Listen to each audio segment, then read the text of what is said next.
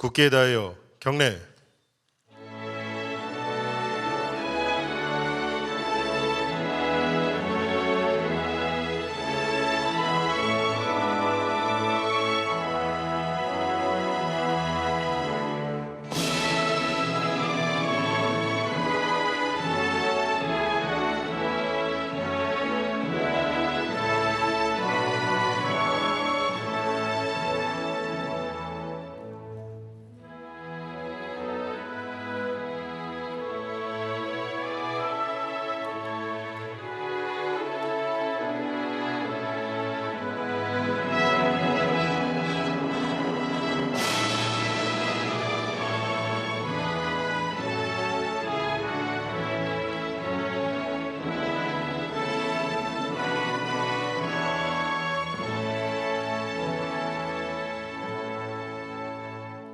바로 모두 자리에 앉아 주시기 바랍니다.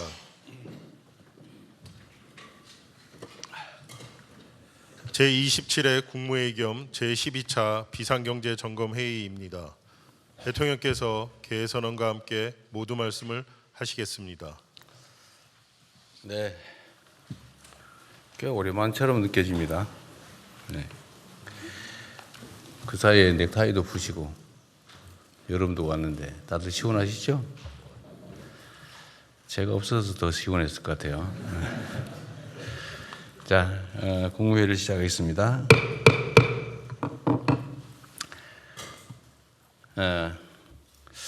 중동전쟁 휴전 합의가 후속 논의 과정에서 꽤 진통을 겪고 있습니다.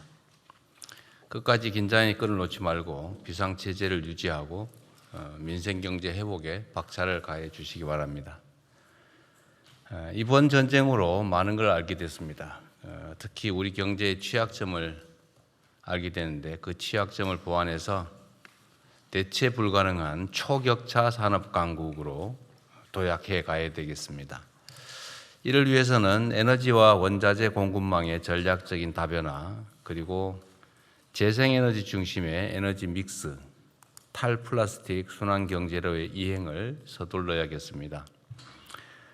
무엇보다 로봇, 우주항공, 또 K바이오, K방산 등 기존 반도체에 버금가는 K산업의 새로운 엔진을 육성해야 됩니다. 국민과 기업, 정부가 하나가 돼서 중동 전쟁이라는 태풍을 슬기롭게 헤쳐올 수 있었습니다. 불가능의 벽을 넘어 세계에서 유일하게 산업화와 민주화를 동시에 성취해낸 우리 국민들께서는 우리 앞에 놓인 또 다른 도전들도 단합된 힘으로 얼마든지 이겨낼 수 있다고 믿습니다. 누구도 흔들 수 없고 아무도 대체할 수 없는 글로벌 초격차 산업 강국을 향해서 우리 모두 힘을 모아서 함께 전진해 가기를 바랍니다.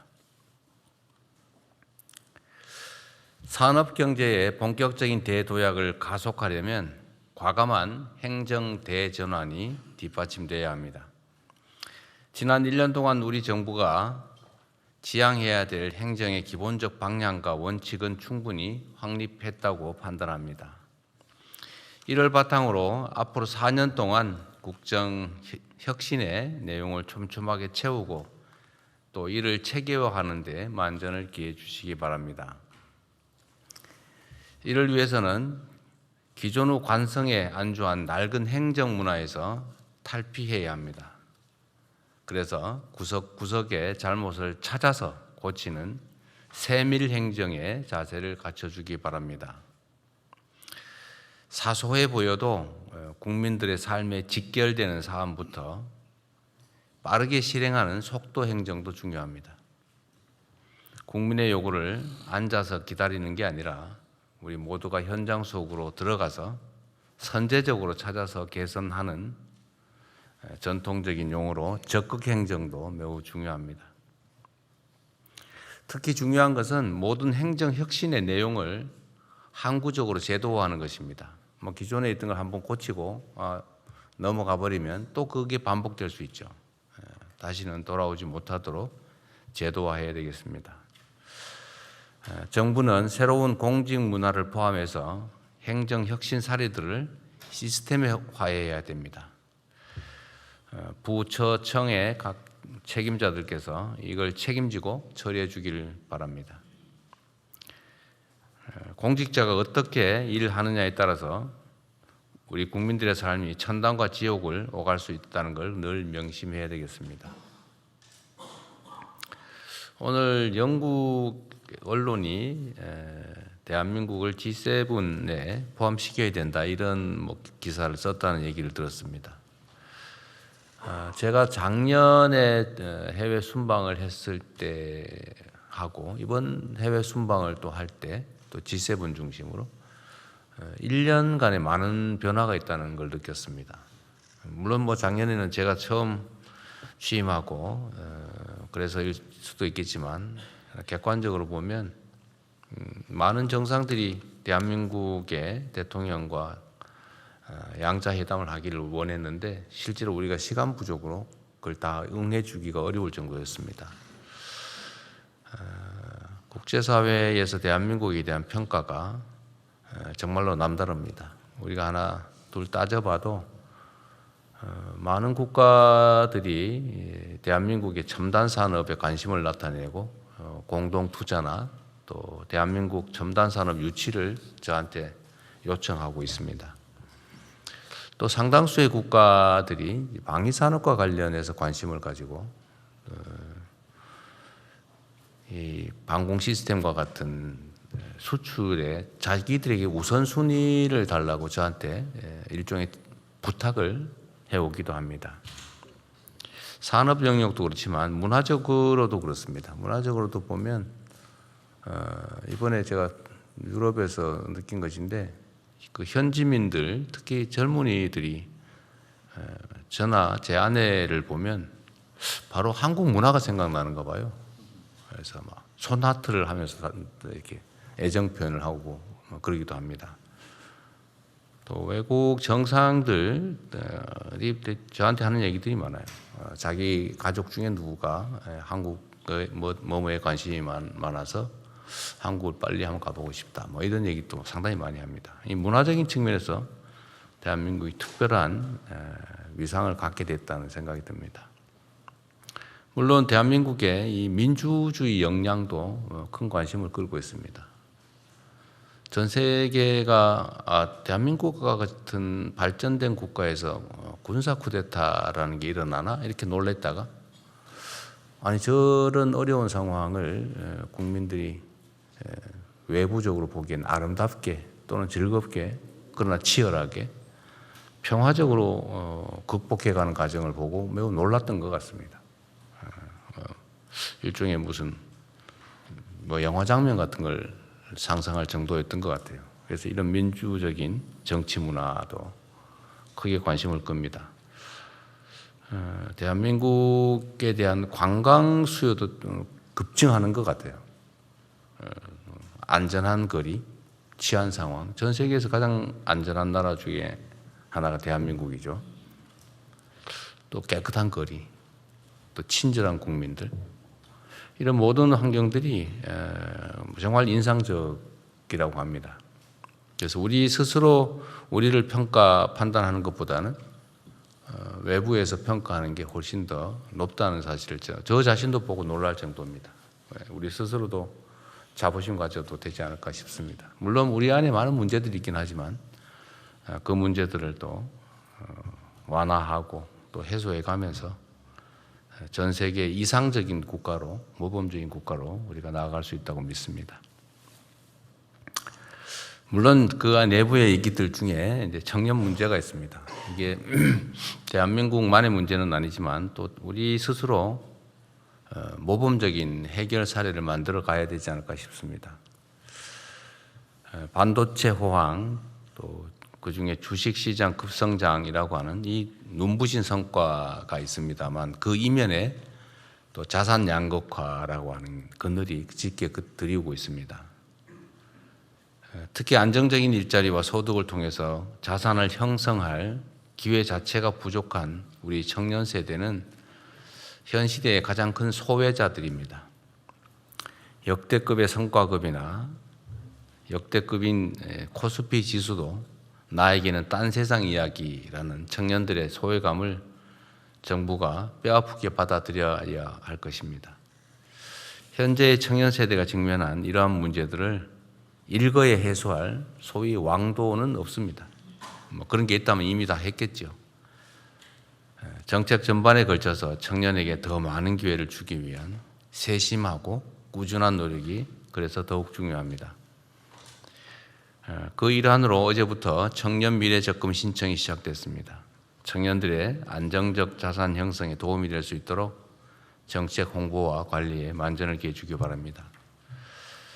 아울러 일자리, 또 자산 형성, 창업, 주거 등 청년의 삶 전 영역에서 기회의 사다리를 실질적이고 획기적으로 확대하기 위한 정책들을 조속하게 확정하고 또 속도감 있게 추진해 주기 바랍니다.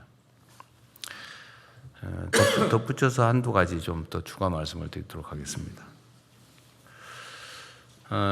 지금 선관위 사태에 대해서 우리 국민들의 우려 또 관심이 매우 높습니다.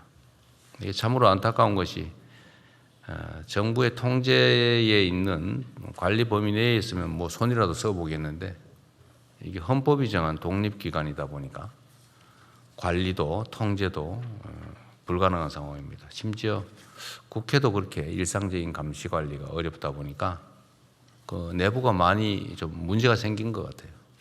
그게 문제가 쌓이고 쌓이다 보니까 심지어 투표지가 부족하다는, 그래서 투표에 장애를 느끼는 그런 상황이 됐습니다. 전 세계가 대한민국의 민주주의를 정말 선망할 정도인데 이를 핵심적으로 담당하는 선관위가 이와 같이 통제불능 상태에서 있을 수 없는 일을 저지른 점에 대해서는 뭐 좀 변명의 여지가 없습니다. 신속하게 대안을 마련하고 대책을 세워야 되겠죠. 국회가 또 여야 간에 대책을 만들고 있다니까 뭐 저희도 기대하고 또 협력하겠는데 일단 그 안에 있는 여러 가지 이 부정적 요소를 제거하는 일은 지금부터라도 최선을 다해야 될 것 같습니다. 검찰하고 경찰에서 합동수사본부 만들어서 수사를 잘하고 계시겠죠? 어디? 네, 진행하고 네. 있습니다. 몇 명 정도 규모입니까 지금? 현재 30명 정도 됩니다. 30명. 검경 합쳐서? 예, 합쳐서 그렇습니다. 계속 숫자는 좀 늘어나고 있습니다. 좀 늘려야 될 것 같아요. 이게 이제 이번에 투표 과정에서 생긴 문제도 중요한데 예, 이제 그거와 관련되어 있는 간접적인 좀 부정부패 사안이라든지 또 그 과정에서 드러나고 있는 황당무계한 일들이 있지 않습니까? 예를 들면 뭐 예산 낭비라든지 또는 전에는 뭐 문제는 해결됐는지 모르겠는데 채용 비리 문제 같은 것도 잘 정리됐나 모르겠어요. 어쨌든 그런 문제든 아니면 맞아 내부 운영 과정에서 국민들이 납득하지 못하는 황당한 일이 많이 생기는 것 같은데 그런 문제들에 대해서도 수사상 필요하면 충분히 다 수사하면 좋겠어요. 전반적인 진상 규명에 집중하겠습니다. 네. 어쨌든 내부가 좀 경각심을 갖지 않고 좀 방만하게 운영한 측면이 있는데 그 점에 대해서 형사적으로 문제되는 부분들은 다 정확하게 수사하고 밝혀서 책임을 물어야 될 것 같습니다. 예, 살펴보도록 하겠습니다. 네. 그리고 지금 주식시장 관련해서 뭐 이런 여러 가지 정책들을 지금 정책실에 준비하고 있다고 했죠. 관련 부처도 다 같이 의논하고 있을 것 같은데 이게 주식 매각대금 청산이 지금 현재는 이틀이 걸리지 않습니까? 근데 이걸 좀 앞당기자는 논의를 하는 모양인데 그 시행 시기와 관련해서 뭐 내년 하반기 뭐 이렇게 얘기를 한다고 하는데 뭐 꼭 그래야 되는지 한번 점검해 주시기 바랍니다. 각 예. 부처들도 마찬가지로. 예. 기술적인 약간의 좀 어려움이 있는데요. 또 네. 뭐 방안을 찾고 있습니다. 네, 이게 이제 주식 시장 참여자들 입장에서는 내가 주식을 팔았는데 요즘 같은 세상에 뭐 그 돈 돌려봤는데 이틀씩 걸리냐 납득이 잘 안 될 수도 있고 또 이게 그 해당 증권사들은 그 사이에 이 자금을 이용해서 꽤 혜택을 보는 모양이에요. 그게 좀 정당하지 않은 측면도 있어서 좀 단축하기 바랍니다. 이게 요즘 이 가짜 뉴스 또 혐오, 조롱 이게 그냥 과거에는 뭐 장난으로 있을 수 있는 일이지 뭐 표현하다 보면 좀 과할 수도 있지 이런 정도로 넘어갔는데 지금은 이게 체계적인 공격 수단 또는 부당한 이익을 얻는 수단이 돼가고 있는 것 같아요.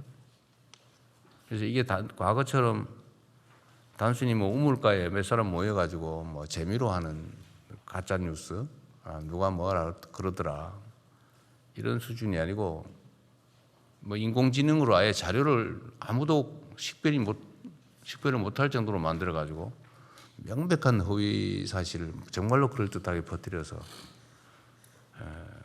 갈등을 조장하거나 아니면 부당한 이익을 얻는 수단으로 사용되는 측면이 있습니다. 그리고 또 이런 것도 있는데 제가 법학을 배우고 법률가로 활동할 때는 뭐뭐뭐라는 소문이 있더라, 뭐뭐라고 하더라 이런 것도 누가 그런 소문을 냈다고 하는 게 사실이라 하더라도 그 소문이 사실이 아니면 허위사실 공표로 책임을 져야 된다는 거잖아요. 그런데 따옴표를 쳐가지고 땡땡땡땡이라고 주장하더라고 무책임하게 사실상 허위사실을 공표 확산하는 그런 행위가 너무 당연한 것처럼 마치 그게 진실을 전달한 것처럼 이렇게 악용되는 경우가 많은 것 같아요. 우리 안규백 장관님이 어디 가서 대형 사고를 쳤다고 우리 조현 장관님이 얘기를 했다고 하면 조현 장관이 그렇게 말하더라 라고 하는 행위 자체는 진실을 말한 것 같지만 사실은 아니죠. 그게 진짜 사실이에요. 이게 이제 일반적인 상식인데 그런 소문이 있다는 게 사실이니까 라고 해서 책임이 없는 것처럼 생각하는 경우가 꽤 있는 것 같아요.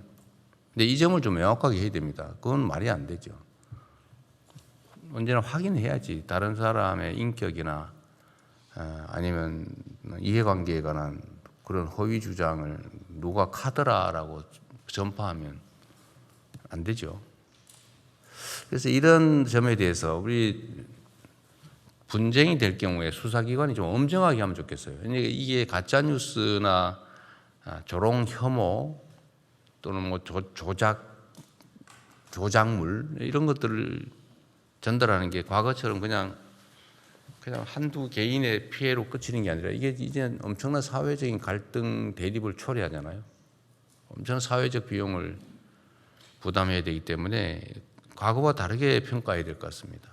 이게 엄청난 사회적인 분란을 가져오잖아요.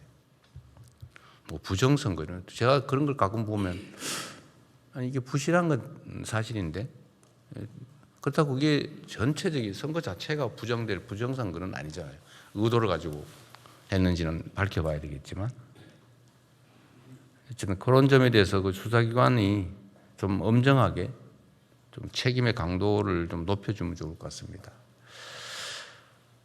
그리고 공직사회 내에 우리 각 부처청에서 좀 주의해서 들여다봐야 될 부분인데요. 얼마 전에 어디 소방서에서 그 소방관들 여성 소방관들한테 술을 너무 많이 먹이고 회식 강요하고 새벽까지 끌고 다니고 그러다 못 견뎌서 이 사람이 어떻게 된 모양인데 이걸 또 남자친구하고 갈등 때문인 것처럼 이렇게 가짜로 발표해가지고 안 그래도 가슴 아픈 그 남자친구를 아주 그냥 그렇게 2차 가해를 하고 또 이거 감찰해달라고 그랬더니 그냥 묵살하고 그래서 제가 얼마 전에 우리 소방 쪽에 국무조정실이었던가요? 예, 국무조정실에서 국무조정실에서 조사를 해보랬더니 이게 다 사실로 드러났다고 그래요?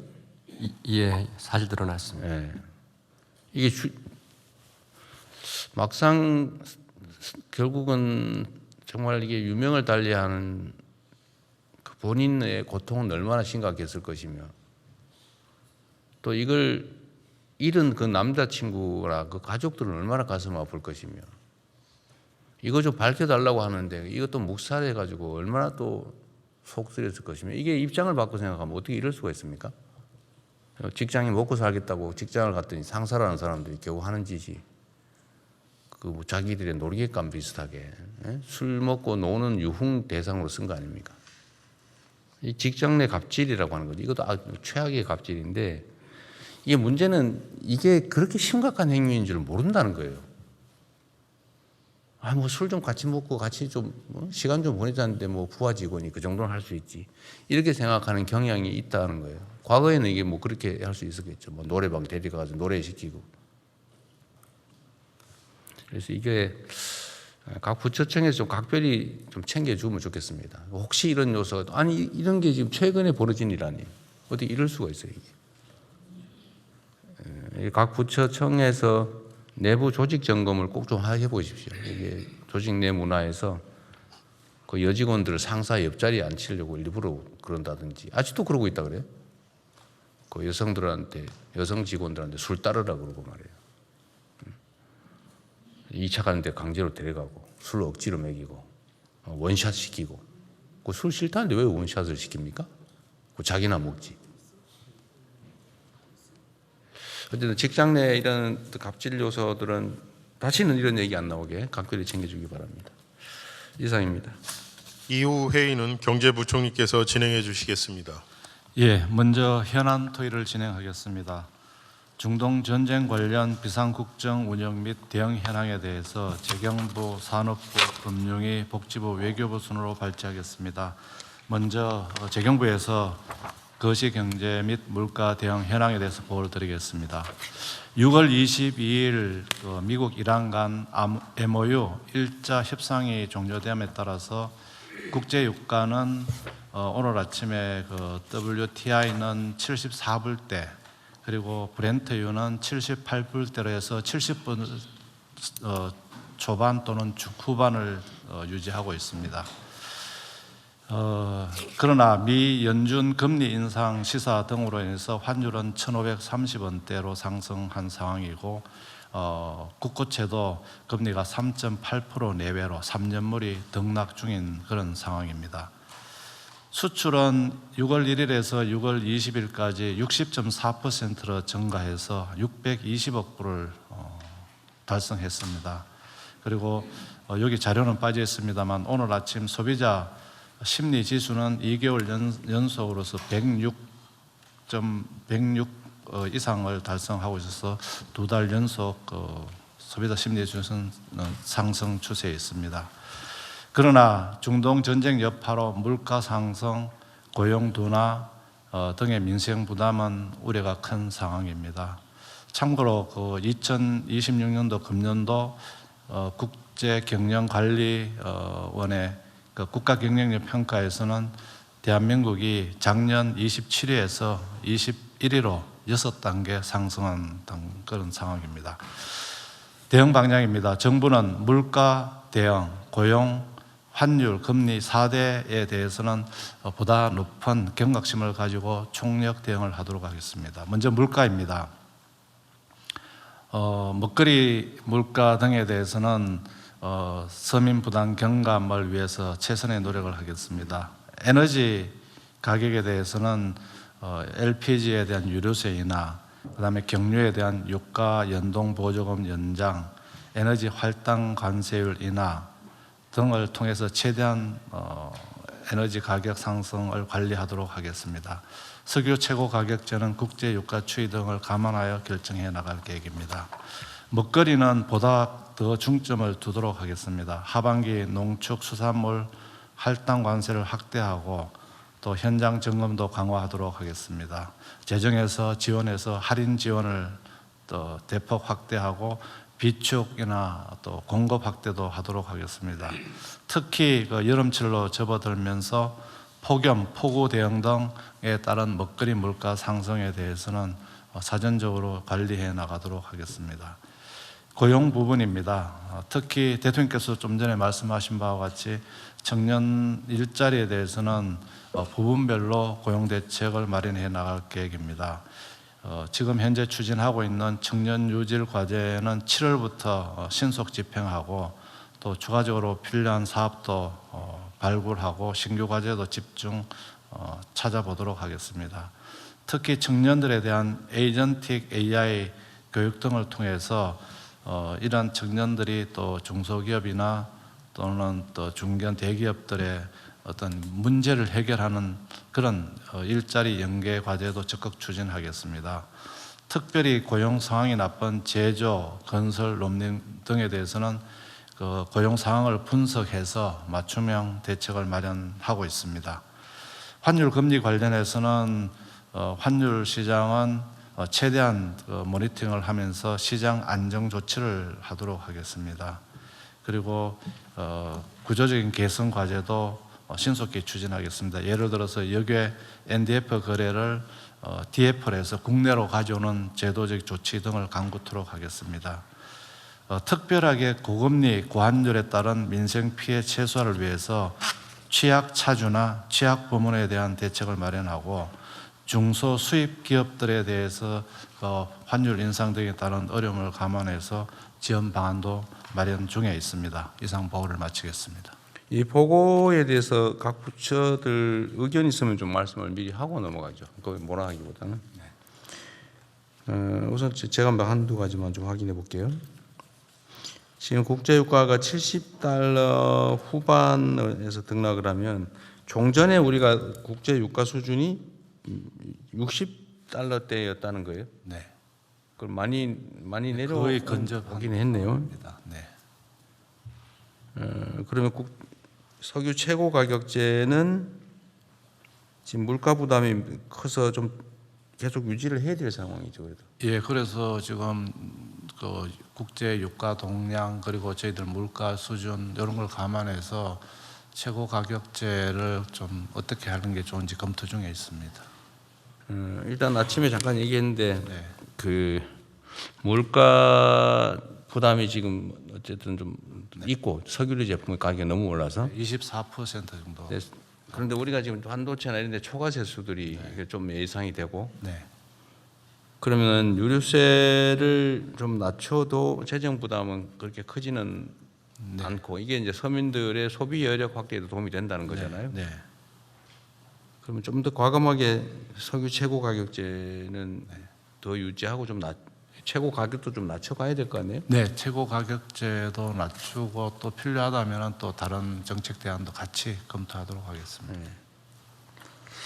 어쨌든 서민들의 물가 부담을 최소화할 수 있게 하고 예를 들면 서민들에 대한 소득 지원 정책을 지금 추가하려면 재원이 없죠. 예, 지금 서민들한테 하려면은 이제 기정 예산을 최대한 활용하거나 또 기금의 20%까지 변경하는 기금에 부분. 좀 여력이 있어요. 네, 그런 정도 외에는 지금 그게 맥시멈 한도가 되겠습니다. 그래서 근데 물가 상승률은 높고 어쨌든 양극화가 좀 심하니까 네, 그렇습니다. 소득 양극화도 심하고 지금 주식 시장에 대형 우량주들만 네, 많이 오르다 보니까 어쨌든 그것도 약간 양극화되는데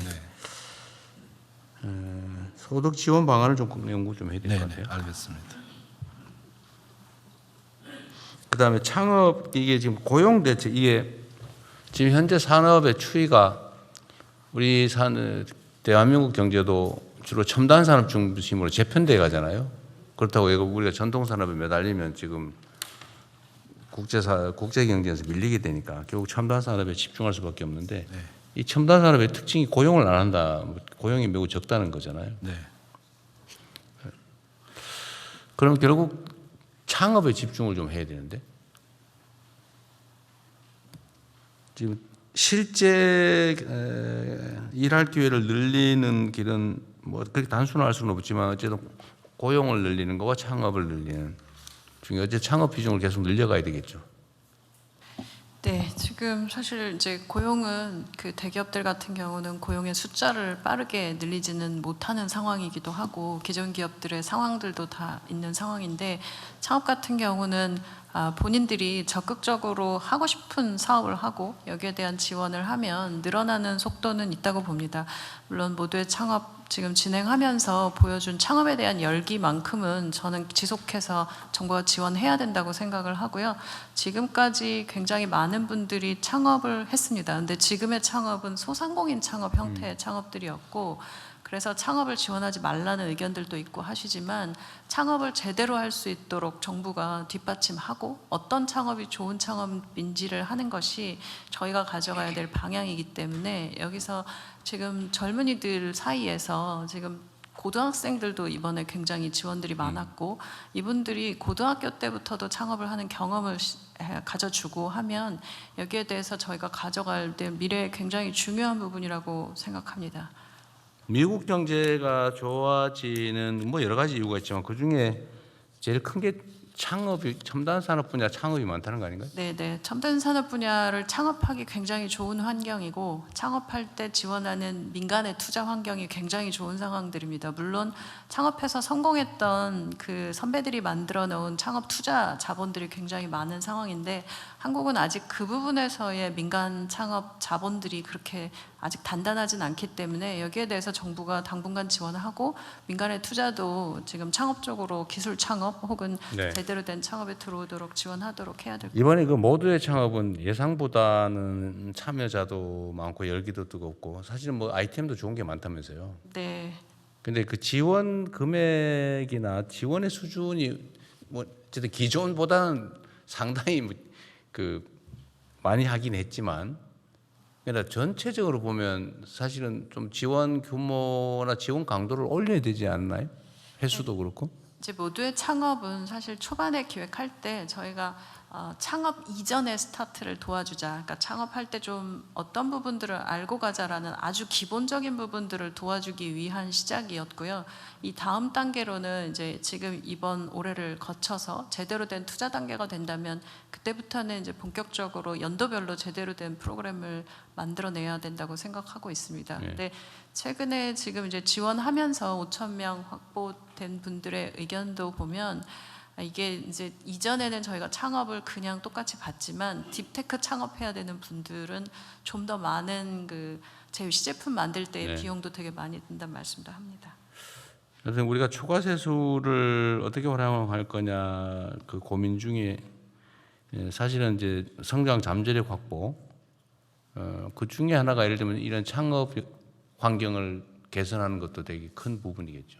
좀 과감하게 좀 지원을 늘리는 게 네, 필요하다. 여러 부분 이번에 부족하고 부족했던 부분들도 있어서 운영 관련된 부분의 부족함도 좀 더 제대로 세우고 그리고 저희가 지원해야 될 부분들은 좀 더 과감하게 지원하는 걸로 창업에 대한 지원은 전 적극적으로 추진해 가야 된다고 생각합니다. 그 산업 재편이나 아니면 창업을 확대하는 거는 중소기업 장관 할 때보다 총리를 할 때가 훨씬 더 쉽겠죠. 무슨 네. 말이냐면 중소기업 장관을 떠난다고 해서 그 일이 사라지는 건 아니다. 네. 그 책임이 사라지는 건 아니다 그 말이에요. 네, 지금 사실은 이제 뭐 업계에서의 기대도 뭐 여러 가지 스타트업이나 그 창업하는 환경 속에서의 규제나 이런 부분에 대해서도 좀 더 이번에 뭐 짧은 시간이지만 들어보고 국무조정실이 갖고 있는 규제 관련된 이야기들이나 그러세요? 적극적으로 해볼 수 있을 거라 생각합니다. 어쨌든 전 중소기업부 차원이 아니라 대한민국 전 부처 차원에서 어쨌든 창업이나 고용 문제나 이런 것들을 취급하면 좀 낫겠죠. 기대가 큽니다. 그 환율 얘기 잠깐 해야 되겠는데 지금 이게 우리나라의 수출도 사상 최대인데다 경상 흑자도 사상 최대고 이게 상상 이상이잖아요. 네. 그럼 원래 환율이 떨어져야 되거든요. 원래는 절상이라 해야 떨어져야 됩니다. 그러니까 절상하게 환율 예를 들면 강세가 돼야지. 우리 돈이 강세가 이제 환율은 떨어져야 되는데 이게 지금 원래는 해외 주식 투자가 워낙 우리가 또 많았잖아요. 연간 100조? 해외 주식 투자가 한 1,000억 불 넘었어요. 그러니까 100억 몇십 조 연간. 근데 이게 지금 거의 국내 투자로 많이 돌아왔잖아요. 많이 돌아왔습니다. 그런데도 이게 환율이 계속 이 불안한 진짜 이유는 네. 어쨌든 달러 강세와 이 엔화 때문이라는 거죠. 엔화도 약세입니다. 엔화가 지금 엔화 약세가 사상 달러. 최고의 약세를 보이고 있죠. 그러다가 또 외국인들의 어떤 우리 주식시장이 주가가 올라가다 보니까 외국인 매도 때문에 외국인들이 좀 수익 돈을 많이 벌었습니다. 그래서 일부는 이제 매각하다 보니까 매각하게 되는 한 10% 저희들은 매각한 걸로 해서 한 140조 정도로 보고 있습니다. 그게 이제 환전하면서 원래 이게 이제 한국의 주식 시장이 상황이 좋아지면 외국인 매수가 들어와 가지고 네. 원래는 네. 이게 이제 더 달러 공급이 달러 돼서 공급이 돼야 이렇게 되는데 지금 네. 반대로 너무 급격하게 많이 오르다 보니까 네. 외국인 포션이 늘어나 가지고 맞습니다. 그 한국물 네. 그 관리 포션이 커져서 이걸 좀 줄여야 되는 상황이 자기들이 되버린 거죠. 줄여야 되는. 너무 커져 가지고. 네, 네. 그러면 이게 구조적인 문제라기보다는 단기적인 문제인 거예요?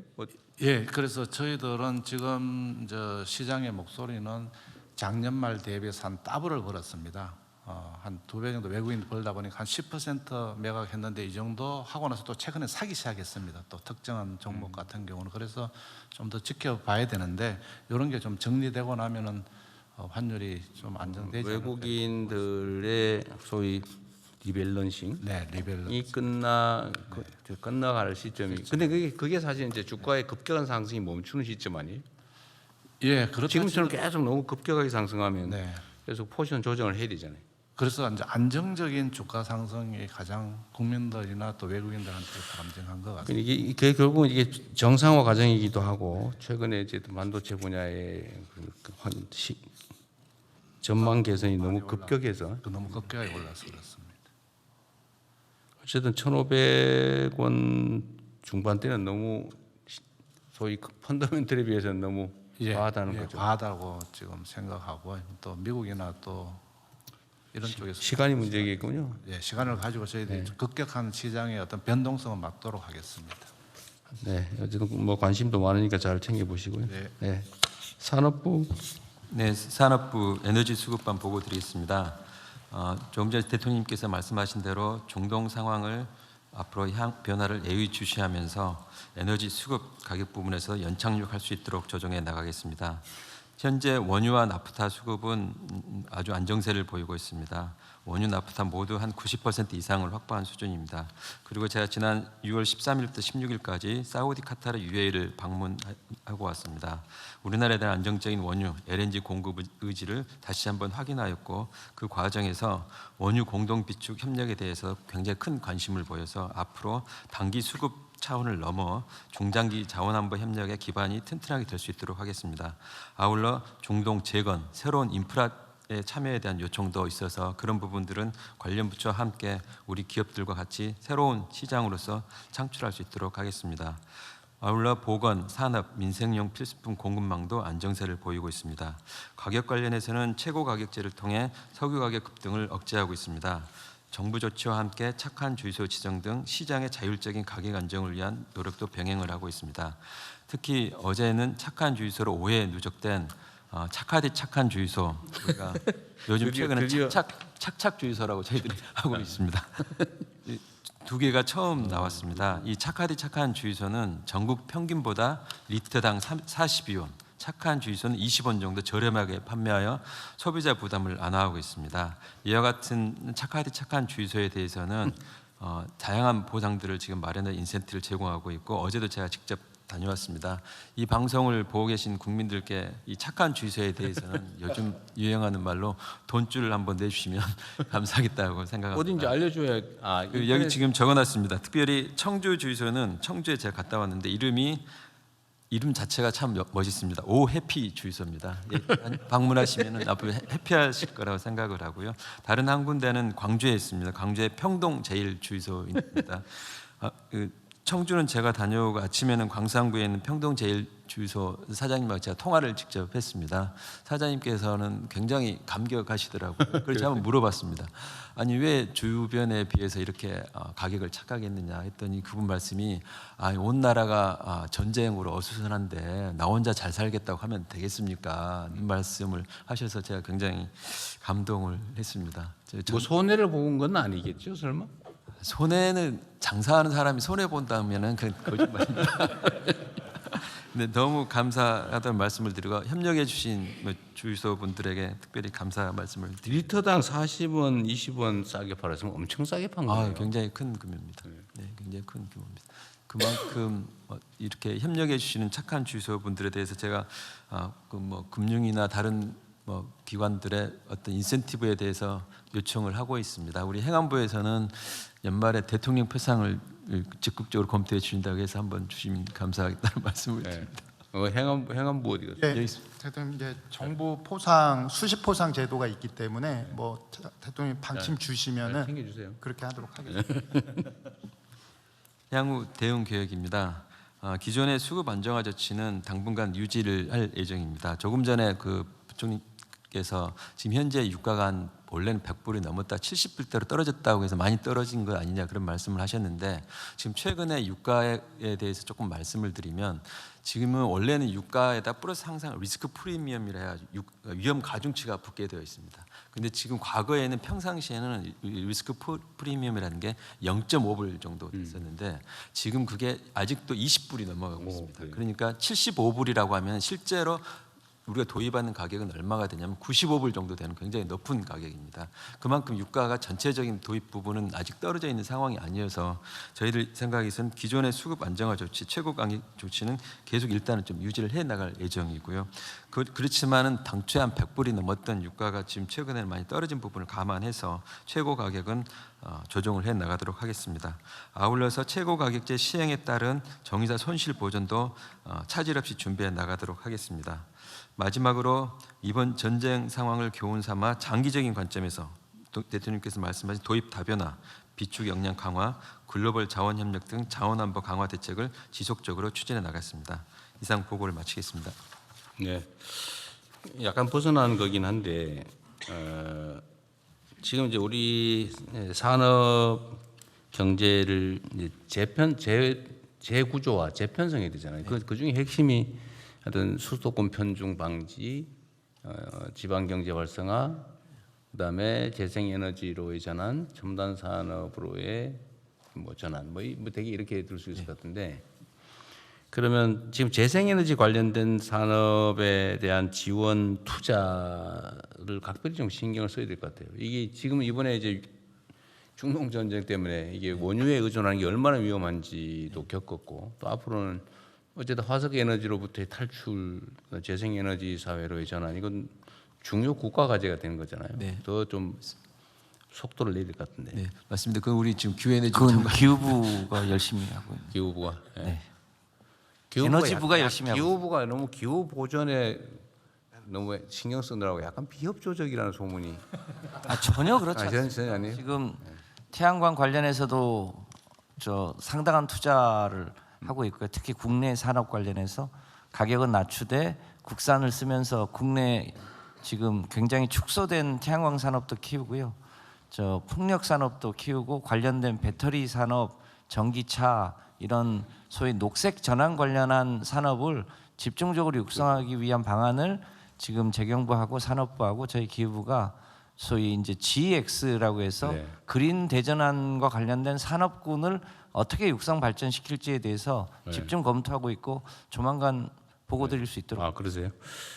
하여튼 기저전력 확보 문제에서도 너무 고조적이지 않으면 좋겠어요.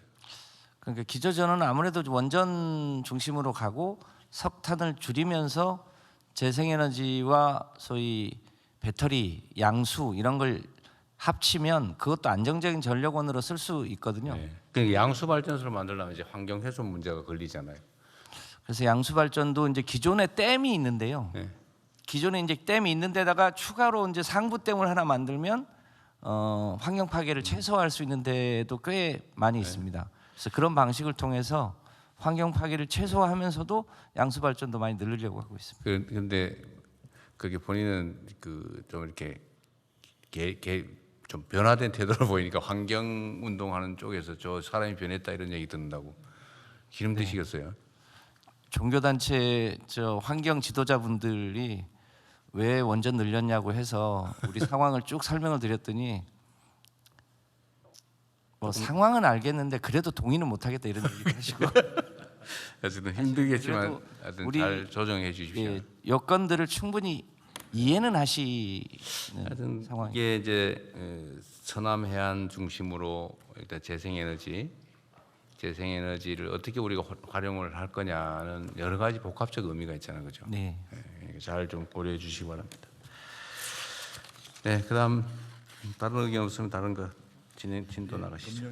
네, 금융위원장입니다. 금융안전망 내용 보고드리겠습니다. 먼저 국내 금융시장 동향입니다.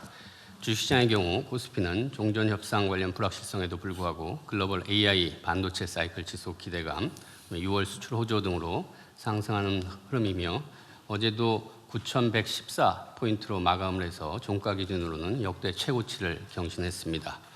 두 번째 작은 글씨 보시면 주요국 증시 상승률을 비교해 보면 중동 전쟁 이후를 끊거나 아니면 금년 전체로 보거나 어느 기간을 보더라도 우리나라가 압도적인 상승률을 지금 보이고 있습니다. 그 맨 밑에 월간 상승률 흐름을 보시면 3월에 중동 전쟁이 발발하면서 마이너스 19% 했다가 4월에 급반등한 걸 빼고 나면 매월 한 20%대의 상승률이 꾸준히 지속적으로 보여지고 있는 흐름입니다. 채권 시장은 종전 기대감으로 다소 하락하던 금리가 미 FOMC 이후 글로벌 기준금리 인상 경계감이 작용하면서 재차 상승하는 모습입니다. 금융부문 대응 현황입니다. 민생 실물 경제 지원을 위해 정책금융 지원 프로그램 11.2조 원이 집행되었으며 은행권 중심으로 피해기업 등 대상 37.2조 원 지원과 업권별 특성을 감안한 상생금융 노력이 계속 진행 중입니다. 당구장 글씨를 보시면 석유화학업계 나프타 수입을 지원하기 위해서 여천 NCC에 이어 롯데케미칼에 대해서도 금융권에서 수입 신용장 한도를 상향 조정해 줬습니다. 그리고 대통령님께서 모두 발언에서 말씀해 주신 바대로 청년 자산 형성 지원을 위한 청년 미래적금이 어제 출시가 되었습니다. 본인이 납입하면 그 납입금에 더해서 정부 기여금을 추가로 더해주고 은행에서는 우대금리를 적용해주고 이자 소득은 비과세 혜택을 주면서 결국 최대 연 19.4%의 금리 효과를 누릴 수 있는 아주 위험이 없고 수익이 굉장히 높은 그런 상품이 되겠습니다. 작은 글씨 보시면 월 최대 50만 원씩 3년간 부으면 정부가 기여금으로 납입액의 우대형의 경우 12%를 추가해 줍니다. 그리고 금리는 최대 8%가 적용됩니다. 그렇기 때문에 3년 만기할 때 최대 2,255만 원의 목돈을 받을 수 있게 됩니다. 그 가입 절차는 박스에서 보시는 것처럼 어제부터 시작해서 다음 주까지 2주간 주요 은행의 모바일 앱을 통해서 비대면으로 별도 서류 신청 없이 간편하게 가입 신청이 가능합니다. 저희들이 청년들이 좀 친숙한 여러 가지 다양한 매체들을 통해서 집중 홍보하고 있습니다. 저도 어제 출시 첫날이라서 커피차를 끌고 청년들이 많이 모이는 그 성수동의 출근길 거기에 가서 청년들을 만나서 음료도 나눠드리고 이 가입 안내도 했습니다. 그래서 보면 어제 같은 경우는 지금 첫 주 동안은 이게 너무 몰릴 수 있어서 오브제로 출생 연도별로 오브제로 끊어서 지금 하고 있는데요. 어제 같은 경우 신청 접수를 해봤더니 19.6만 명의 청년들께서 가입을 신청하셔서 상당히 높은 수준으로 지금 가입을 하셨습니다. 근데 이제 이번 주, 다음 주까지 계속 신청을 하시면 되겠습니다. 대통령께서 말씀하신 대로 이 청년 미래적금이 우리 자산 형성 기회가 부족한 우리 청년들에게 희망의 사대가 될 수 있도록 세심함과 꾸준함으로 계속해서 홍보와 관리에 각별히 신경을 쓰도록 하겠습니다. 금융시스템 안정을 위한 채권 자금시장 안정 프로그램 7.2조 원이 집행이 되고 있습니다. 또 자사주 소각 의무화 상법 개정이 3월 6일 날 공포가 됐습니다. 거기에 이어서 자사주 공시제도도 확대 강화합니다. 자사주 관련 공시 대상 의무 기업을 기존의 자사주를 1% 이상 보유한 상장회사에서 자사주를 보유한 모든 상장회사로 확대합니다. 그리고 보유 처분 계획뿐만 아니라 이행 현황까지 투명하게 공시함으로써 적극적인 주주 환원 유도와 시장 감시 기능을 강화하겠습니다. 그렇게 되면 밑에서 보시는 것처럼 기존의 1048개사에서 1714개사로 대상이 확대됩니다. 그리고 오늘 국무회의에 관련 자본법 시행령 개정안이 의결되면 26년 반기 보고서부터 적용이 돼서 빠르면 7월 말부터 한 8월 초중순까지 공시가 이루어지게 되겠습니다. 참고로 자사주 소각 추이를 보면 25년에 21.4조 원이었는데 연간 26년에는 5개월 동안 상법 개정의 효과로서 43.1조 원이 지금 자사주 소각이 이루어지고 있습니다. 앞으로도 계속해서 민생 지원과 금융 안정을 위한 정책적 대응 노력에 만전을 기하도록 하겠습니다. 이상 보고 마치겠습니다. 청년 미래 적금은 몇 살까지 할 수 있는 거예요? 네. 19세에서 34세입니다. 근데 이제 군대 갔다 온 친구들 같은 경우는 그 군대 기간을 빼줘서 최대한 6년까지 확보를 해줍니다. 그럼 군대 갔다 온 예를 들면 1년 6개월이면 34세에 끝나는 날로부터 1년 6개월 더 더해준다. 네, 그렇습니다. 이거 제한은 그러니까 이게 뭐 제한은 없어요. 원하는 사람 다 할 수 있어요?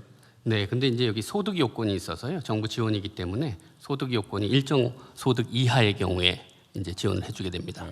뭐 대충 기준은 어떤 거예요? 예, 대충 기준은 아주 7,500만 원까지 월 소득이 7,500만 원에서 6천만 원까지는 연소득이겠지. 연소득. 예, 연소득 7,500만 원에서 6천만 원까지는 기여금 없이 이자 소득 비과세 혜택을 받고요. 6천만 원 이하부터는 이제 기여금이 들어가는데 6천만 원까지는 6%고 3,600만 원 아래의 경우에는 12%가 적용이 되겠습니다.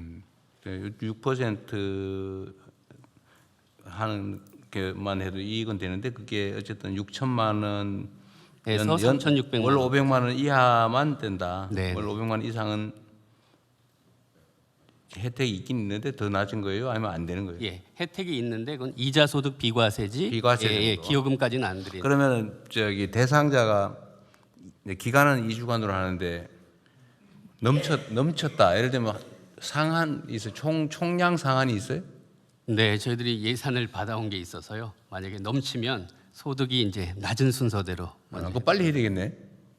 빨리 하는 게 아니라 일단 여기다 신청을 하시면 가입 신청을 하고 2단계는 편하게 하기 위해서 저희들이 적격 심사를 아니, 합니다. 내 말은 네, 저기 선착순으로 잘리는 거 아니에요? 쉽게 말하면. 아닙니다. 이제 가입 신청은 2주 동안 일괄적으로 받고요. 받으면. 네, 그다음에 3주 근데 동안 막 넘쳤다 예산을. 네. 그럼 이제 받은 분 중에 저희들이 이제 심사해서 소득을 다 어떻게 보면 순서를 매기기 때문에 그러다가 신청했는데 잘릴 수도 있어요.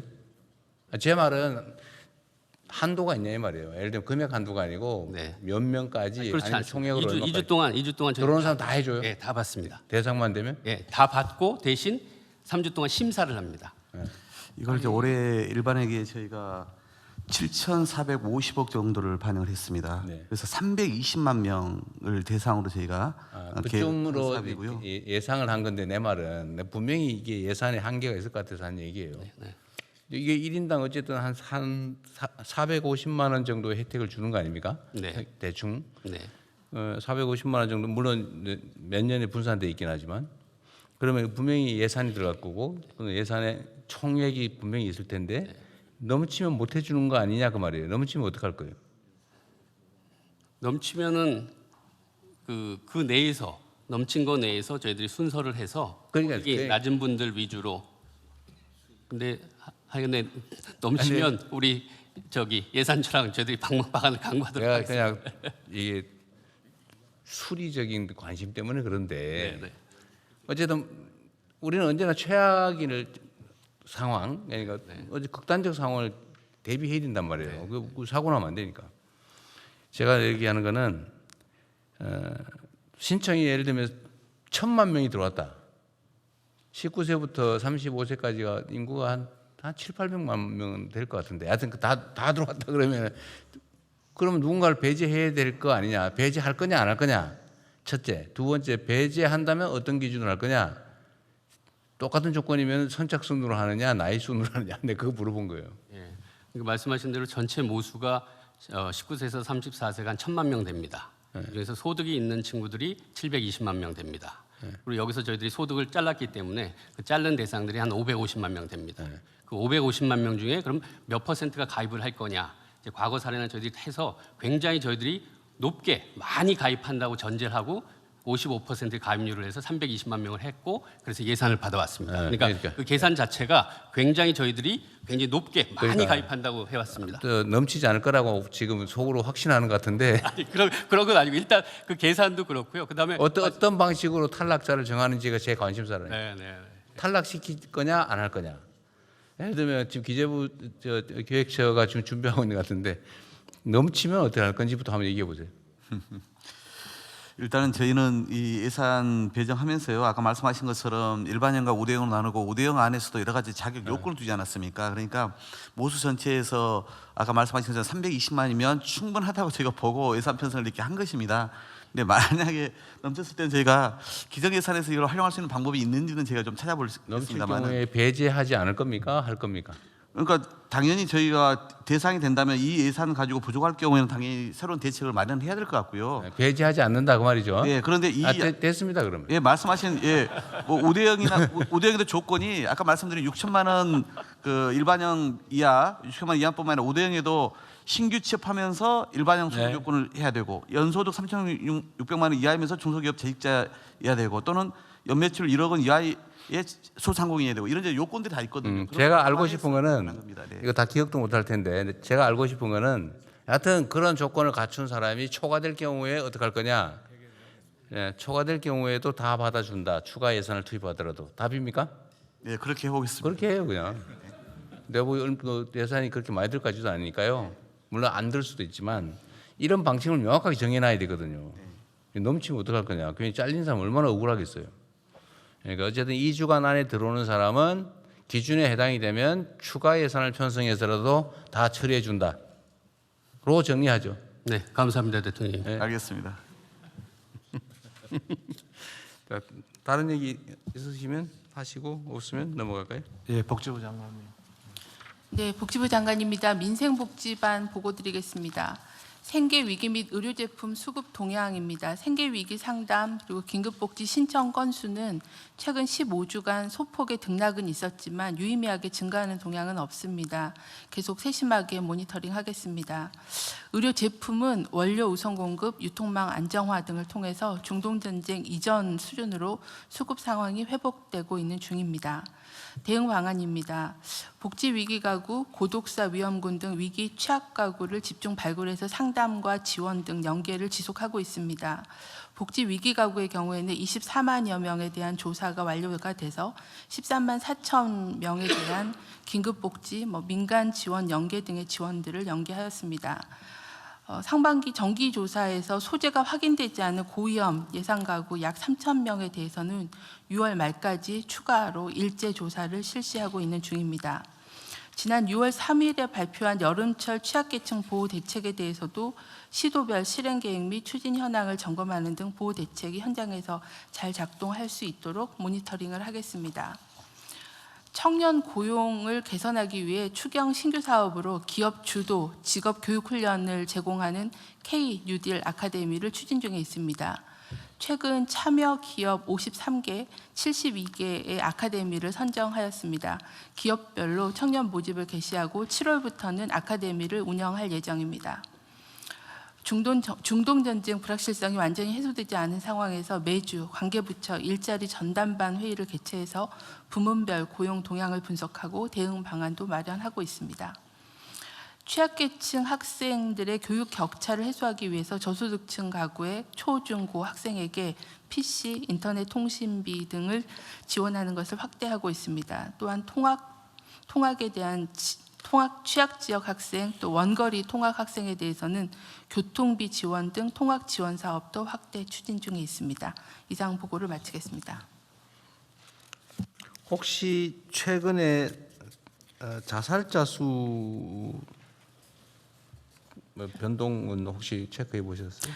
1, 2, 3월은 줄었다고 했는데 전에. 네, 네. 4, 5월은 혹시 어땠는지? 아직 집계 중이고요. 3월까지는 한 10% 내외 감소한 걸로 파악하고 있습니다. 근데 4월 통계는 아직 못 봤어요? 네, 네. 좀 확인되는데 저한테 좀 알려주시고요. 그러겠습니다. 어쨌든 이게 자살자 수는 개별적으로 보면 정말 사정이 다 많지만 전체적으로 보면 사회적 분위기가 크게 영향을 미치죠. 희망적인 사회냐, 절망적인 사회냐, 암울하냐, 네. 그런 게 영향을 미치겠죠. 좀 경제적인 상황에 영향을 많이 경제 받고 상황. 있는 것 같습니다. 네. 경제 상황이 제일 크게 영향을 네, 네. 미친다고. 그 노동부 장관님, 최근에 제가 보니까 추락 사고가 유난히 많아지고 있어요. 다시 조금 증가, 전체적으로 보면 감소는 했는데 조금씩 증가하고 있습니다. 최근에 그러니까 이게 날씨 때문에 그런가요? 주의력이 떨어져서 그런가? 아무래도 이제 혹서기가 되면 주의력이 전체적으로 떨어지기도 하고, 근데 최근에 보면은 뭐 1.2m에서도 추락해서 다치는데 고령자 요인도 좀 있습니다. 아니 그건 뭐 전에부터 계속 얘기했던 거고 고령자든 누구든 예를 들면 주의력이 좀 더우면 아무래도 주의력이 산만해지잖아요. 그러면 이제 주의력이 떨어져서 사고가 날 수 있는데 문제는 이 사고 자체가 예를 들면 사망사고, 추락사고의 원인은 추락 방지 시설이 없거나 아니면 안전대를 미착용했거나 아니면 추락 위험성이 있는 지붕 등에 올라가서 자꾸 무너져서 떨어지고 그런 거 아닙니까? 대체로 그렇던데. 네. 그런데 날씨 때문에 그런다고 하더라도 위험 상황에서 작업을 하니까 주의력이 결핍돼서 떨어져 죽는 거겠죠. 구조적인 문제 아닙니까? 그러니까 안전시설 설비 문제 이런 거 아닌가요? 최근에 나타난 추락 사고 몇 가지를 보면은 예를 들면 갱폼 전체가 사람만 떨어지는 게 아니고 구조물 전체가 떨어지고 예. 돌아가신 경우. 뭐 그런 경우는 좀 더 근본적인 문제이긴 한데 예를 들면 우리가 흔히 쓰는 A자형 사다리라 해가지고 대단히 위험합니다. A자형 사다리 같은 게 이동의 편의성은 있는데 거기서도 2, 3m에서 떨어져서. 여하튼간 좀 챙겨보세요. 알겠습니다. 좀 더 주의를 기울여서 챙겨보시고요. 네. 오히려 지붕이 무너져서 떨어지고 이런 건 좀 줄어들어요. 그건 내가 보니까. 안전 지킴이 하고 저희가 지난번에 보고 드렸듯이 협단체하고 협업해가지고 어디서 공사한다는 위치를 알면 저희들이 가서 사전에 계도하고. 그런 건 좀 줄었는데 그냥 추락해서 사망한 이거 안전대 설치 네. 또는 착용을 안 해서 그런 거죠. 결국은 어쨌든 좀 이게 신경을 좀 덜 쓰면 사고가 더 나거든요. 장관님 저번에 그랬죠. 맨날 현장에 가보겠다고.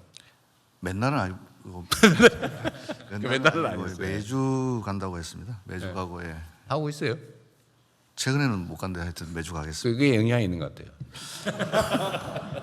알겠습니다. 네, 사람이 죽고 사는 문제니까 힘들더라도 좀 더 아니면 뭐 자주 가겠습니다. 여하튼 고위 공직자가 움직이냐 아니냐에 따라 영향이 있어요. 네. 관심이 있냐 없냐 행동하냐 안 하냐. 그러니까 사람 목숨이 달린 거니까 좀 잘 챙겨주십시오. 그리고 작년에 제가 그 맨홀 지시를 한 후에 사고가 없었거든요. 그렇습니다. 근데 최근에 제가 그 얘기를 우리 내부 회의에서 한 날 사고가 났더라고. 그래서 죽지는 않았는데. 예. 근데 한 명은 중태라고 하는 것 같고요. 네, 다행히 그 사망자는 발생 안 했는데 다시 한번 말씀드리지만 맨홀 사고 같은 경우에는 어떻게 보면은 구하로 들어갔다가 계속 흔히 말해서 다발성으로 나타나는 거예요. 네, 이번에도 그랬더라고. 네, 그 이유는 아니 장관님 그게 중요한 게 아니에요. 네, 왜 들어가냐 이 말이에요. 왜 점검 없이 들어가냐. 전에 점검 없이 못 들어가게 나름은 조치를 취해서 그 후에 지금 근 1년 한 8개월 가까이 사고가 없었잖아요. 네, 질식사가 없었는데 이번에 다시 이번에 사고가 났잖아 지금. 네. 근데 거기는 점검 없이 들어갔잖아요. 그렇습니다. 처음 들어간 사람이 상태가 심각하다면서요. 네. 근데 왜 들어가게 허용을? 예를 들면 노동부가 뭐 나름의 노력은 했겠지만 그거 발주자가 지방자치단체죠. 그렇습니다. 어디에? 인천 서구입니다. 인천 서구. 원래 그 맨홀에 들어가는 작업을 하려면 뭐 지금 지침에 의해서 통보하고 점검하고 뭐 이렇게 돼 있잖아요. 그걸 지킨 거예요, 안 지킨 거예요? 현재로서는 사전 위험성 평가를 안 한 것으로 판단됩니다. 그러니까 그거 하라고 그렇게 작년부터 난리를 쳐서 지침까지 만들어서 했는데 지금 안 지켜서 결국 사고 난 거잖아요. 네, 그게 이제 민간 사업자 같으면 돈 버느라고 그랬다고 치더라도 공공 영역에서 그런 사고를 나게 했다는 게 말이 안 되잖아요. 그렇습니다. 이번 사고도 보면은 전통적인 맨홀도 있는데 예를 들자면은 장마철을 대비해 가지고 그 수사 누가 하고 있어요? 저희들이 지금 노동부에서 네, 하고 노동 근로감독관에서 하고 있어요. 네. 경찰 검찰이 하지는 않고. 일단 중대 사망자가 발생하지 않았기 때문에 일단은 저희들이 산안법 위반하고 네.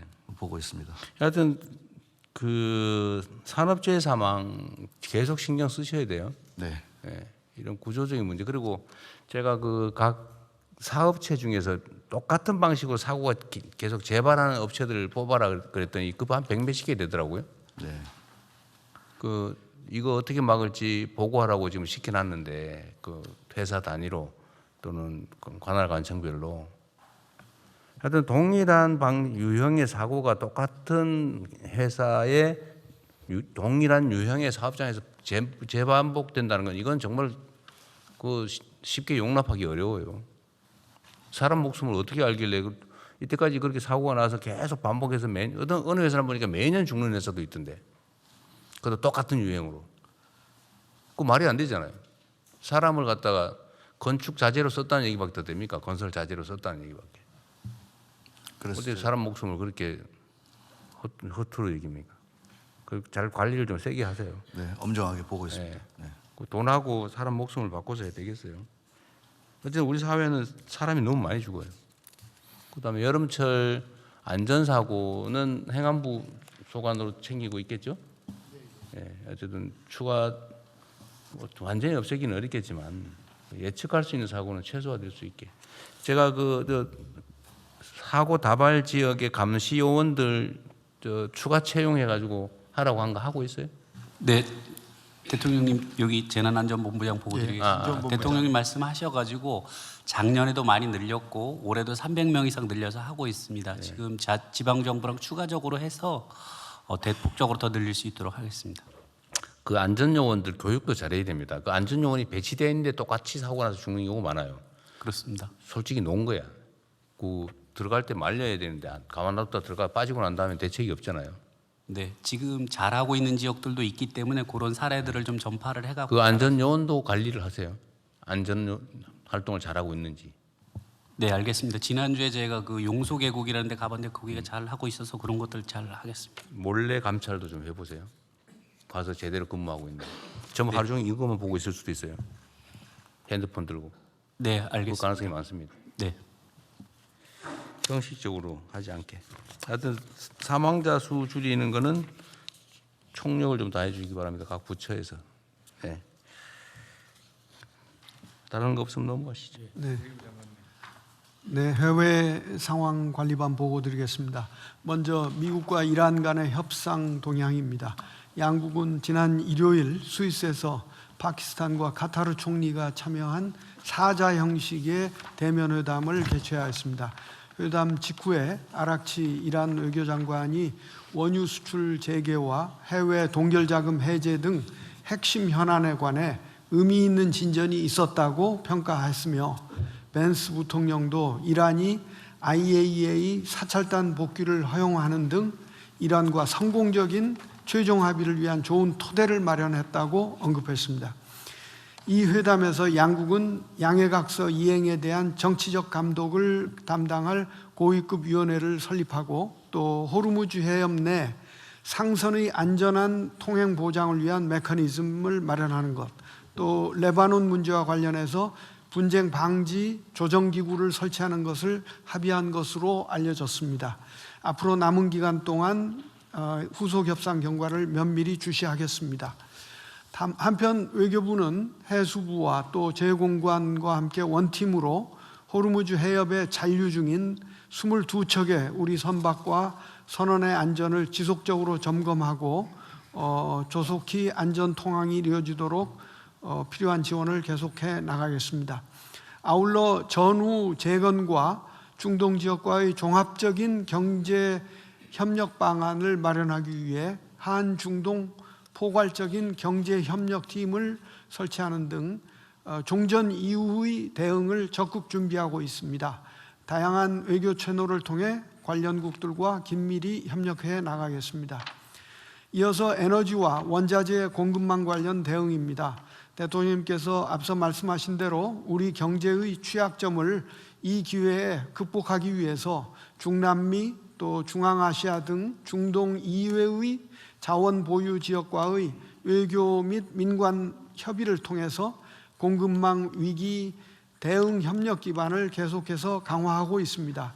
호르무즈 해협 재개방에 대한 기대가 제기되고 있지만은 완전한 수급과 물류 정상화에는 시간이 다소 소요될 수 있을 것임에 비추어서 공급망 회복력 제고를 해나가는 노력을 지속하겠습니다. 이상입니다. 네. 예, 그러면 이상으로 토의를 마치고 문체부 장관입니다. 네, 중동 전쟁으로 인한 비상 상황에서도 올해 우리나라 찾은 외국인 숫자가 지난주 토요일에 1,000만을 넘어섰습니다. 벌써요? 네네. 작년에는 7월 20일이었는데요. 한 달이나 일찌감치 앞서서 이제 달성한 실적이고요. 작년 대비 21.2%가 늘어난 숫자입니다. 올해는 중동 전쟁과 고물가 그리고 고유가로 인한 항공료 부담까지 있어서 불리한 여건이었습니다만 이제 K컬처로 인한 열기로 세계인들의 발길이 우리나라로 계속 지속돼서 향했고요. 또 우리나라 국민들께서도 아주 친절하게 손님들을 잘 대접해 주신 덕분이라고 생각합니다. 또 환율 효과도 있었고요. 또 정부도 타이밍을 놓치지 않고 우리 국가 관광 전략 회의를 대통령 직속으로 격상시켜서 모든 정부 부처가 적극적으로 정책적 노력을 기울여 주신 점도 크게 기여한 것 같습니다. 최근 긴장 완화로 다행히 유류 할증료가 다시 하락하는 움직임이어서 하반기에도 전 세계인들이 와보고 싶은 관광 대한민국의 성장 속도를 한층 더 높이도록 하겠습니다. 그 공항 이용료는 어떻게 하기로 했어요? 공항 이용료가 아니고 그 출국세 말씀하시는 거죠? 그 부분은 지금 의원 입법으로요. 국회에서 지금 논의. 그 입법 사항이? 네, 맞습니다. 네, 알겠습니다. 예, 그러면은 대통령님 벨기에, EU, 이탈리아 교황청 방문 및 G7 정상회의 참석 주요 성과 및 후속 조치 계획에 대해 외교부 장관님께서 보고해 주시기 바랍니다. 네. 좀 요약해서 하십시오. 네. 먼저 벨기에 방문 계기에 중소기업 스타트업 분야의 MOU를 통해서 우리 기업의 유럽 진출을 토대를 마련하고 벨기에 내에 체계적인 한국학 확산과 미래 세대 간의 교류 확대를 위한 기반을 구축했습니다. 그리고 다음으로 EU와는 비밀 정보 보호 협상을 개시하여 향후 기밀 정보 보유 및 방산 산업 협력의 기반을 마련하였고 디지털 통상 협정 서명을 통해서 안정적인 디지털 교역 환경을 조성하였습니다. 다음 이탈리아입니다.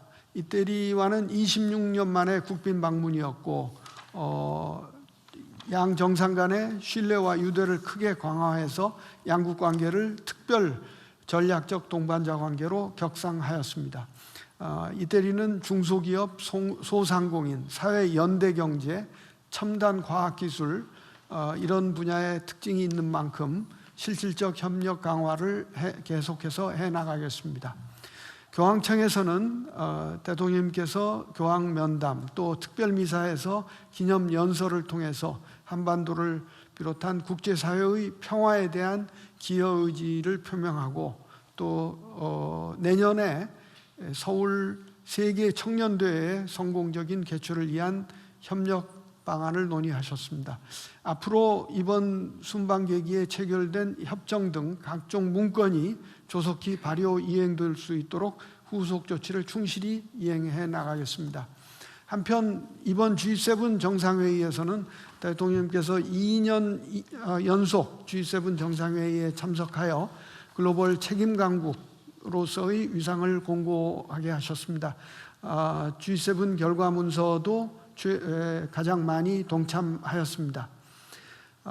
이외에 독일, 캐나다, 케냐 등 여러 국가들과 양자 정상회담을 가지셨고 미국을 포함한 주요국 정상들과도 만찬 기회 등을 통해서 긴밀히 소통하여 우리 국익 중심의 실용 외교 모멘텀을 확보했다고 생각합니다. 앞으로 글로벌 불균형, 개발협력, AI, 디지털 등 G7 주요 의제와 결과문서 후속 관리에 만전을 기해 나가는 한편 대통령님께서 말씀하신 아시아 태평양 지역의 에너지 공급망 회복력 강화를 위한 협력 구상도 구체화시켜 나가도록 하겠습니다. 이상입니다. 예, 혹시 의견 있으신가요? 예. 통상교섭본부장입니다. 지금 EU와의 그 디지털 통상은 우리 기업들이 관심이 좀 많아서 간단하게 좀 설명을 드리고자 합니다. 사실 그 한 EU FTA가 있지만 이 디지털 쪽은 굉장히 미흡한 상태였는데 이번에 이제 디지털 쪽으로 우리가 고속도로를 놨다 그렇게 표현할 수가 있고요. 예를 들어서 우리 뭐 BTS나 뭐 블랙핑크, K 드라마 이런 것들이 그 디지털 방식으로 EU에서 많이 소비가 되는데 이번에는 우리가 이런 그 국경 간의 그 정보 이런 걸 원활하게 하면서 그래서 이렇게 EU에서 다운로드를 받거나 아니면 뭐 EU 그 우리 그 BTS가 EU에서 그 공연을 할 때 그 라이브 스트리밍을 그 EU에서 하도록 하면 굉장히 투자도 많이 하고 해야 됩니다. 근데 그 라이브 스트리밍을 한국에서 할 수 있도록 그렇게 하면 굉장히 원활해질 수가 있는데 그런 부분도 이번에 됐고요. 또 그 역직구 그 우리 그 K 관련된 여러 가지 그 K 소비자의 그 역직구 하는 데 있어서 이번에 그 전자 서명이나 전자 인증 그리고 전자 통관 이런 부분에 있어서 상호 이렇게 상호 인증을 할 수 있도록 그렇게 돼서 우리 그 중소기업이나 스타트업 이런 쪽에 그 EU 진출이 가속화될 것으로 그 생각이 됩니다. 그리고 또 하나가 그 지금 사실 철강 쪽에 그 우려들이 많습니다. 그 EU에서 철강 그 쿼터를 46%를 그 7월 1일부터 줄이는 걸로 그렇게 해놨고 20개국이 동시에 그 서로 좀 많이 가져가려고 하다 보니까 굉장히 치열했는데 이번에 그 정상회담 하시면서 우리 그 대통령께서 굉장히 강하게 말씀을 해주셔가지고 그 지금 협상이 뭐 유리한 쪽으로 그렇게 흘러가고 있고 마지막까지 저희가 뭐 1톤까지 더 받아낼 수 있도록 그렇게 최선을 다하겠습니다. 네, 또 있으신가요? 예, 없으시면은 이 안건은 원안대로 접수하겠습니다. 다음은 전남 광주 통합특별시 출범 준비 현황 및 계획에 대해서 행정안전부 차관께서 보고해 주시기 바랍니다. 네, 전남 광주 통합특별시 출범 준비 현황 및 계획을 보고드리겠습니다. 먼저 추진 배경인데요. 수도권 1극 체제가 지속적으로 심화되고 지방 소멸 위기가 가속화됨에 따라 5극 3특 국가 균형 성장을 위한 지역 자율형 초광역 발전 모델로서 행정 통합을 통한 초광역 지방정부 필요성이 제기된 바 있습니다. 두 번째로 전남 광주 통합특별시 설치를 위한 특별법 제정입니다. 대통령님께서는 지난해 12월 광역 통합의 이니셔티브를 제시해 주신 바 있었고요. 이에 전남 광주 시도지사의 대통합 공동선언이 있었습니다. 정부에서는 즉시 4대 지원책을 발표하였고 특별법이 발의되어 국회 심사를 거쳐 3월 5일에 특별법이 공포되었습니다. 특별법은 5편 13장 408개 조문으로 일반 행정, 도시개발, 산업 활성화 등 6개 분야 385개 특례로 구성되어 있고요. 서울시에 준하는 지위를 부여, 지역 특성과 연계한 공공기관 우선 이전, 실질적 지방분권 보장, 그리고 고도의 자치권 부여 등을 포함하고 있습니다. 다음 쪽입니다.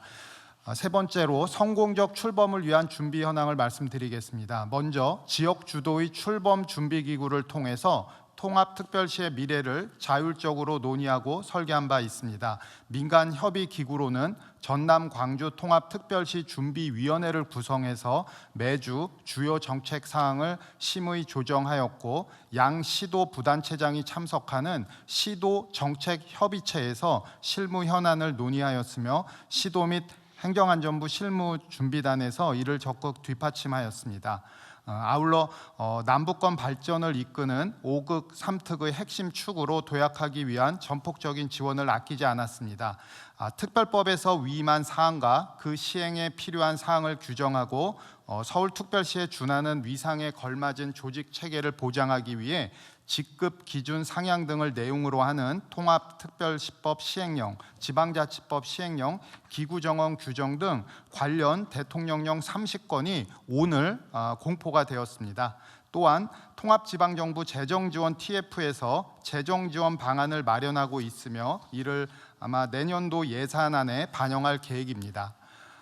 마지막입니다. 행정 인프라를 빈틈없이 정비하고 있습니다. 먼저 출범일에 차질 없는 예산 집행과 출납을 위해서 1, 2 금고은행을 선정하고 예산 통합 작업을 진행 중에 있습니다. 행정 운영과 대민 서비스를 원활하게 제공하기 위해서 7월 1일 정비 대상 필수 자치 법규를 총 800여 건 마련하고 의회와 협의 중에 있습니다. 또한 전수조사를 거쳐서 공부 240종과 공인 1,800여 개 안내 표지판도 정비해 나가고 있습니다. 다음 출범일을 안정적으로 대민 서비스를 제공하기 위해 정보 시스템 통합을 추진 중에 있고요. 각 시스템별로 모의 훈련 중에 있습니다. 대규모 데이터 전환 과정에서 대민 서비스 중단이 불가피한 경우 주말, 야간 중단으로 조정해서 국민 불편을 최소화했습니다. 특히 중앙정부와 지방정부 간 적극적인 협업을 통해서 다양한 매체 등을 활용하여 적극 홍보해 나가겠습니다. 아울러 지속적인 지원 체계를 마련하겠습니다. 국무총리 소속 전남 광주 통합특별시 지원위원회에서 통합특별시 지원 필요사항을 검토하여 계속 발전시켜 나갈 예정입니다. 마지막 향후 계획 말씀드리겠습니다. 출범일 통합특별시 의회에서 필수 조례를 의결하고 비상 대응반을 운영하여 실시간으로 상황을 관리하고 안정적인 출범을 지원하도록 하겠습니다. 앞으로 남은 기간 동안 전남 광주 통합특별시의 성공적인 출범을 위해 시도와 함께 모든 역량을 집중하여 빈틈없이 출범하도록 준비하겠습니다. 이상입니다. 예, 의견 있으면 말씀해 주시기 바랍니다. 예, 의견이 없으시면 원안대로 접수하겠습니다. 이번에는 국민주권정부 들어서 그 국무회의가 생중계되고 있어서 국민들의 관심과 기대가 매우 높은 상황인 만큼 오늘 국무회의에서는 처음으로 국민과 함께하는 특별한 시간을 갖도록 하겠습니다. 먼저 정부 주요 정책에 대한 홍보 영상 상영이 있겠습니다. 앞으로 국무회의에서는 국민들께 많은 호응을 받았거나 국민 생활과 밀접하게 소개해드리면 좋을 정책 영상들을 상영할 예정입니다. 오늘은 국방부의 영상을 상영토록 하겠습니다.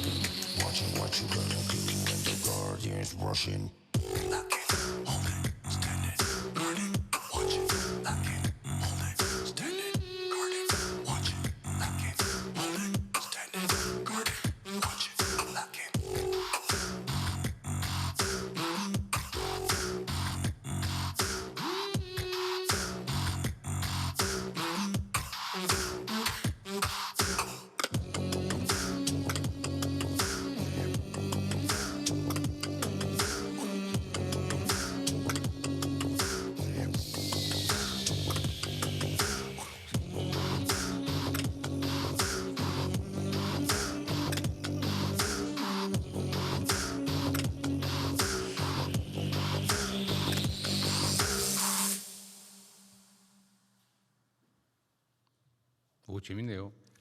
장관님 맞는 거예요? 예, 앞으로 각 부처에서도 좋은 영상이 있으면 올려주시기 바랍니다.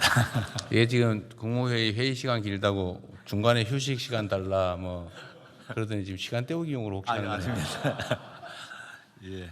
네, 다음으로는 또 오늘 또 새로 도입된 제도입니다. 국민 여러분과 더 가깝게 대화하기 위해서 국민들께서 실시간으로 보내주신 의견을 듣고 필요한 부분은 바로 답변 드리는 소통의 시간을 마련하였습니다. 그러면 국무조정실장께서 국민 의견을 소개해 주시기 바랍니다. 예, 국무조정실장입니다. 오늘부터 매 국무회의마다 KTV와 이재명 TV 채널에 올려주신 시청자분들의 실시간 댓글을 소개해 드리도록 하겠습니다. 오늘 국무회의를 약 15,000명의 국민들께서 시청을 하고 계십니다. 이 중에서 안건과 관련된 그런 의견에 대해서 몇 가지 소개해 드리고 또 필요하면은 관계부처에서 바로 답변 드리도록 하겠습니다. 우리 장관님들 긴장하셔야 될 것 같습니다. 그러겠는데. 먼저 대통령 모두 말씀과 관련된 의견입니다. 이정훈님께서 의견을 주셨는데요. 이 나라는 청년과 여성 노년만 있냐? 중장년은 없나? 또 신님도 40, 50대 정책도 해주세요라는 비슷한 의견을 주셨습니다. 이거는 어느 특정 부처가 답변 드리긴 좀 어려울 것 같고 저희 전 부처에서 정책을 집행하거나 혹은 마련하는 과정에서 40, 50대 우리 중년층들도 소외감을 느끼지 않도록 정책적 고려를 좀 해주셔야 되겠다는 생각이 들었습니다. 다음은 중동 전쟁 관련된 의견입니다. 만소님이 의견을 주셨습니다. 중동 전쟁 끝났다고 하는데 왜 주유소 기름값은 빨리 안 내려가나요? 계란이 한 판에 6,000원이었는데 이제 8,000원이 넘어요. 우리 재경부 장관 눈동자가 커졌습니다. 지금 재경부에서 좀 답변해 주시면 좋을 것 같습니다. 예, 지금 좀 전에 그 산업부 장관이나 제가 이제 보고 드린 것처럼 이제 국제 유가가 지금 70불대로 후반대로 이렇게 떨어졌습니다만 이게 또 프리미엄이라는 게 있습니다. 그래서 정부가 이 석유 최고 가격제를 어쨌거나 국민들 부담을 드리기 위해서 좀 줄이는 방안까지 검토하고 있다는 말씀을 드리고요. 지금 가장 중요한 게 이제 달걀입니다. 달걀인데 저희들이 이 달걀값 안정을 위해서 2천만 개 정도를 지금 수입하는 걸로 하고 있고요. 이 원인은 뭐 저희들이 구차하게 변명 안 드리겠습니다만 그 조류 독감으로 하고 또 여름철 되면은 이 산란율이 떨어진답니다. 제가 확인을 해보고 현장에 가보고 이렇게 했는데 어쨌거나 국민들께서 가장 관심이 많으신 이 계란 달걀 값은 반드시 인하하도록 저희들이 물량을 2천만 개가 아니고 또 필요하다면 더 추가적으로 확대해서라도 충분히 안정적인 가격에 공급될 수 있게 최선의 노력을 다하도록 하겠습니다. 예, 고맙습니다. 우리 또 있어요? 예, 민수님께서도 말씀 주셨는데요. 착한 주유소 사장님들 화팅이라고 화팅 이렇게 화팅 넣어주셨는데 아마 우리 산업부 장관님이 충분히 고려를 하고 계실 거라고 생각됩니다. 다음으로 대통령 순방 관련 의견입니다. 정혜련님께서 의견을 주셨는데 최근 해외 출장 다녀온 지인께서 국격 상승을 국민의 한 사람으로서 2년 전 출장 갔을 때 못 느낀 너무 좋은 대우를 받았다, 뿌듯한다, 뭐 이런 말씀을 주셨고요. 또 김도영님께서는 세계 속에서 열심히 노력하는 우리 기업들 보호해달라 이런 의견도 주셨습니다. 그 다음에 전남 광주 통합특별시 출범 관련된 의견도 있습니다. 돌려채기님이 호남권 지방 활성화 착착 진행되는구만 이런 의견도 주셨고 콩지파찌님은 서울 사는 언니들 요즘 광주 사는 나를 부러워합니다 라는 의견도 주셨습니다.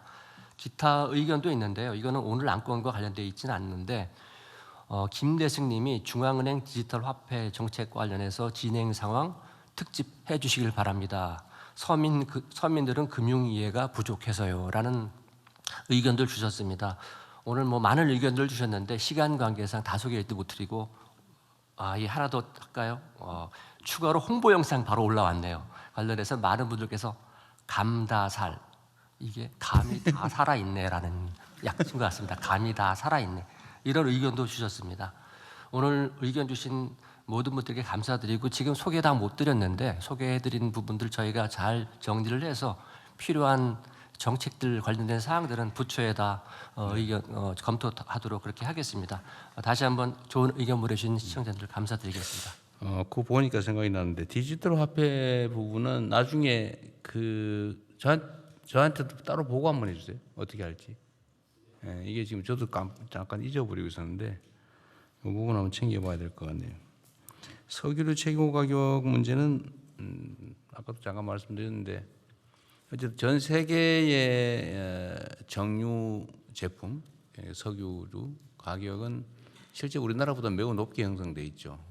3, 4천 원대 보통 이 정도 가는데 어쨌든 국민들 세금도 그렇고 관련 업계에서 많이 도와주셔서 그래도 이 위기 상황보다 많이 낮게 유지하고 있는 상태인데 어쨌든 이것조차도 우리 서민들한테 부담은 많이 될 거예요. 어쨌든 그건 추가로 좀 더 관리하도록 하겠습니다. 계란 문제는 매년 반복되는데 올해가 좀 유난하죠. 예, 어쨌든 조류 독감 관리도 좀 잘해야 될 것 같습니다. 예. 다음 진행하시죠. 예, 그러면 이후 순서는 비공개로 운영하겠습니다. 언론인 여러분께서는 회의 진행에 협조해 주시기 바랍니다.